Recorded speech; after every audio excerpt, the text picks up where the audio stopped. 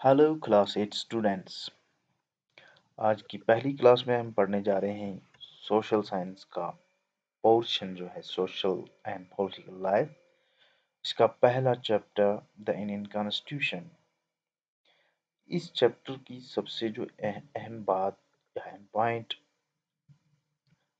Prime point जो है इस लेसन का, जो हम लेसन के दौरान पढ़ेंगे, या सबसे सेंट्रल पॉइंट जो है वो है why do we need constitution. और दूसरा पॉइंट जो इसका है कि ये जो कॉन्स्टिट्यूशंस होते हैं, हु राइट्स देम डाउन, इन्हें लिखता कौन है। तो आज हम डिस्कस करेंगे पहले वाला जो पॉइंट है कॉन्स्टिट्यूशन से related, why do we need constitution. इसमें जो सबसे पहली बात जो है समझने की वो है कि कॉन्स्टिट्यूशन होता क्या है। अगर आप अपनी जो टेक्स्ट बुक है उसे खोलेंगे तो देखेंगे कि लेसन की शुरुआत में ही हमें एक फुटबॉल गेम की एग्जाम्पल लेके हमें समझाया गया है कि कॉन्स्टिट्यूशन क्या होता है। फुटबॉल गेम, क्रिकेट गेम, कोई सा भी गेम जो आप खेलते हैं, क्रिकेट जो आम गेम है हमारे यहाँ खेली जाती है, फुटबॉल भी खेला जाता है, आप जानते हैं उस गेम को। या कोई और गेम भी अगर आप खेलते हैं तो आप देखेंगे कि उस गेम के कुछ रूल्स होते हैं। जैसे फुटबॉल की एग्जाम्पल जो यहाँ पे दी गई है इस लेसन की शुरुआत में, उसमें एक अहम पॉइंट बताया गया है कि गोलकीपर के अलावा कोई भी दूसरा प्लेयर फुटबॉल खेलते वक्त अपने हाथों का इस्तेमाल, बाजू का इस्तेमाल नहीं कर सकता। उसे पैरों से ही इस गेम को खेलना है, बॉल को किक मारनी है पैरों से ही, सिवाय गोलकीपर के, जो कि गेम को रोकने के लिए, जब गोल हो रही है उसे रोकने के लिए हाथों का इस्तेमाल कर सकता है। ये जो रूल है ये बेसिक है, फंडामेंटल है to the game of football. इस तरह के फंडामेंटल जो रूल्स होते हैं इनको कॉन्स्टिट्यूटिव रूल्स भी कहते हैं। इसी तरह से जिस तरह से इस गेम के रूल्स होते हैं, इसी तरह से समाज में रहने वाले जो लोग हैं, जो आपस में उनके ताल्लुकात हैं, जो उनका रहन सहन है, उठना बैठना है, इस सब के दौरान जो उनकी रिलेशंस हैं उनको गाइड करने के लिए भी कुछ रूल्स होते हैं। वो रूल्स उसी तरह से फंडामेंटल हैं जैसे फुटबॉल की गेम के लिए वो रूल, ये जो हमने रूल डिस्कस किया अभी, वो जैसे उसके लिए फंडामेंटल है, वैसे ही सोसाइटी में जो रूल्स होते हैं वो भी सोसाइटी के लिए फंडामेंटल होते हैं। ये कुछ बेसिक प्रिंसिपल्स होते हैं या लॉज होते हैं उस सोसाइटी के, नेशन के या स्टेट के, जो तय करते हैं कि वहाँ का समाज किस तरह का होगा, वहाँ की गवर्नमेंट किस तरह की होगी, उसकी गवर्नमेंट की क्या पावर्स होंगे, उसकी क्या ड्यूटीज होंगी।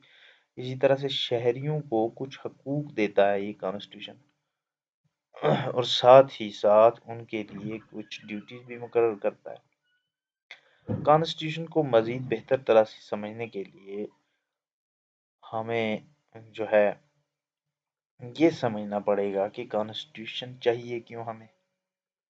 जब हम ये डिस्कस करेंगे तो इसके जवाब में हम ये कह सकते हैं कि कॉन्स्टिट्यूशन के कुछ मकासद होते हैं, यानी कि कुछ पर्पस होते हैं जो ये पूरा करता है, कुछ मकसद होते हैं जो कॉन्स्टिट्यूशन पूरा करता है, इसीलिए हमें कॉन्स्टिट्यूशन चाहिए होता है। जैसे मिसाल के तौर पर पहला काम जो है, पहला मकसद जो है ये पूरा करता है ये constitution, it lays out certain ideals that form the basis of the kind of country that we as citizens aspire to live in। यानी कि ये कुछ बुनियादी असूल कायम करता है, कुछ बुनियादी असूल कायम करता है, जिनकी बुनियाद पर फिर हम बहैसियत शहरी एक मुल्क में रहने के लिए तैयार होते हैं। यानी कि कुछ आइडियल्स, कुछ सर्टेन प्रिंसिपल्स जिनके तहत हम एक मुल्क में ज़िंदगी गुजारेंगे। ये प्रिंसिपल्स, ये आइडियल्स कायम करने वाली जो शय है उसे कॉन्स्टिट्यूशन कहा जाता है।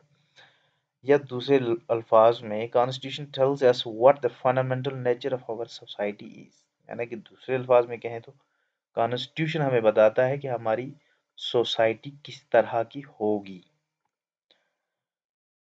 यानी कि किसी मुल्क का जो है, वहाँ की जो सोसाइटी है उसको समझने के लिए ہم وہاں کے کانسٹیٹیوشن کا مطالعہ کر سکتے ہیں اور ہمیں سمجھ میں آ سکتا ہے کہ کس طرح کی سوسائٹی ہے. A country is usually made up of different communities of people who share certain beliefs but may not necessarily agree on all issues. ایک ملک میں ایک شخص تو نہیں رہتا، مختلف طرح کے لوگ رہتے ہیں، مختلف کمیونٹیز رہتی ہیں، ان لوگوں کے الگ الگ بلیفس ہوتے ہیں اور وہ ہر ایک ایشو پر اتفاق بھی نہیں رکھ سکتے. یہاں پر ضرورت پڑتی ہے کانسٹیٹیوشن ہیلپ جو ہماری کرتا ہے constitution. It helps serve as a set of rules and principles that all persons in a country can agree upon as the basis of the way in which they want the country to be governed. تو یہاں پہ پھر constitution کچھ اس طرح کے rules یا اصول قائم کرتا ہے جو تمام لوگوں کے لیے کیا کہتے ہیں اسے، جو تمام لوگ جس کو ایگری کر سکیں، جس سے وہ مطابقت قائم کر سکیں.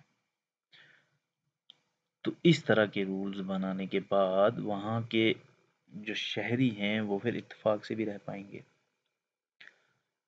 اور اس طرح کے رولز پھر یہ طے کریں گے کہ ہمارے ملک پہ کس طرح کی حکومت ہوگی، یعنی کہ حکمرانی کیسی ہوگی، یہ بھی پھر انہی اصولوں سے طے ہوتا ہے. This includes not only the type of government but also an agreement on certain ideals that they all believe the country should adopt. یہ صرف اس بارے میں نہیں ہے کہ گورنمنٹ کس طرح کی ہوگی، کس ٹائپ کی ہوگی، بلکہ اس بارے میں بھی ہے کہ یہ کانسٹیٹیوشن میں کچھ ایسے آئیڈیلز ہوں گے جو تمام شہریوں کو نہ صرف ماننے پڑیں گے بلکہ ان کا احترام بھی کرنا پڑے گا. اور دوسرا جو کی پرپس ہے آف دا کانسٹیٹیوشن وہ یہ ہے کہ کانسٹیٹیوشن ایک ایک ڈیموکریسی میں یہ انشور کرتا ہے کہ ایک ڈومیننٹ گروپ، ایک میجارٹی والا گروپ جن کی تعداد زیادہ ہو، کثیر التعداد جو ہوں، وہ اپنے پاور کو مس یوز نہ کرے ان لوگوں کے خلاف جو تعداد میں یا پاور میں کم ہے. Similarly, اسی طرح سے the constitution helps to protect us against certain decisions that we might take that could have an adverse effect on the larger principles that the country believes in. اسی طرح سے جیسے اگر یہ میجارٹی گروپ کی ڈومیننس کو روکتا ہے، اس پہ قدغن لگاتا ہے، یعنی کہ ان کے وہاں پہ وہ اپنے اپنے پاورز کو کمزور لوگوں کے خلاف یا کم تعداد والے لوگوں کے خلاف مس یوز نہ کر پائیں، اس چیز کا خیال رکھتا ہے کانسٹیٹیوشن. ویسے ہی کانسٹیٹیوشن ہمیں کچھ ایسے فیصلے لینے سے یا کچھ کام کرنے سے روکتا ہے جن کا اوور آل ہماری سوسائٹی پہ، ہمارے ملک پہ برا اثر پڑ سکتا ہے. جیسے مثال کے طور پر ایسا ہو سکتا ہے کہ کچھ لوگ جو ایک ڈیموکریسی میں رہ رہے ہیں ان کے اندر یہ جذبہ پیدا ہو جائے کہ پارٹی پولیٹکس کی وجہ سے جو ہے ڈیموکریسی اب ڈکٹیٹرشپ بن چکی ہے، تو اس جذبے کی وجہ سے وہ کچھ ایسا کرنا چاہیں کہ ڈیموکریسی کو اوور تھرو کرنا چاہیں، ہٹانا چاہیں. اس چیز کو روکنے کا کام بھی کانسٹیٹیوشن ہی کرتا ہے. یعنی کہ ان میں یہ خیال آ سکتا ہے کہ پارٹی پولیٹکس کی وجہ سے جو ہماری ڈیموکریسی ہے ڈکٹیٹرشپ میں تبدیل ہو رہی ہے اور اس ڈکٹیٹرشپ کو ہٹانا پڑے گا، روکنا پڑے گا، اوور تھرو کرنا پڑے گا. تو ایسا کرنے سے بھی کانسٹیٹیوشن ہمیں روکتا ہے، یعنی کہ کھلے عام بغاوت جو ہے اس سے کانسٹیٹیوشن ہمیں روکتا ہے. اسی طرح سے گورنمنٹ کے پاورز پہ بھی چیکس اینڈ بیلنس سسٹم جو ہے اس کے تحت یہ ان پہ بھی روک لگاتا ہے. اور ایک اچھا کانسٹیٹیوشن ہم کسے کہیں گے، وہ جو that doesn't allow these whims to change its basic structure. کہ اچھا کانسٹیٹیوشن وہ ہے جو اس طرح کی جو جذبات انسان میں پیدا ہوتے ہیں، ان جذبات کو اجازت نہ دے کہ وہ بیسک سٹرکچر آف کانسٹیٹیوشن کو تبدیل کر دیں. یعنی کہ کوئی کنٹری کا پریزیڈنٹ، اس کو کوئی بات اچھی نہیں لگ رہی کانسٹیٹیوشن کی، اس کو ہٹا دے، اس طرح کے اختیارات اس کے پاس نہیں ہیں. یعنی کہ کانسٹیٹیوشن کی ایک بیسک سٹرکچر ہے، اس کو نہیں ہٹایا جا سکتا.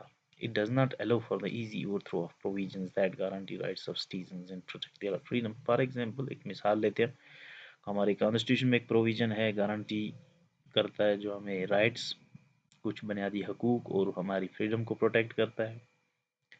ایسے پروویژنس ہیں ہمارے کانسٹیٹیوشن میں اور ان کو ہٹایا نہیں جا سکتا.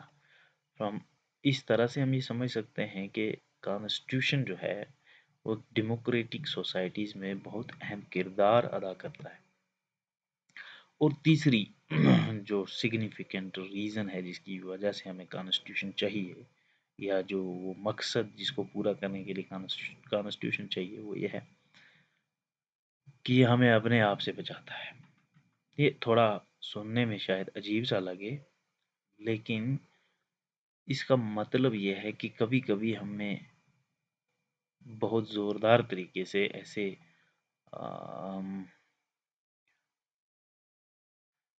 احساسات پیدا ہو سکتے ہیں کسی معاملے کے بارے میں، کسی مدعے کے بارے میں، جو ہمارے لارجر انٹرسٹ کے خلاف ہو سکتا ہے. یعنی کہ ہم کچھ حاصل کرنا چاہتے ہیں، ایک ٹارگیٹ جو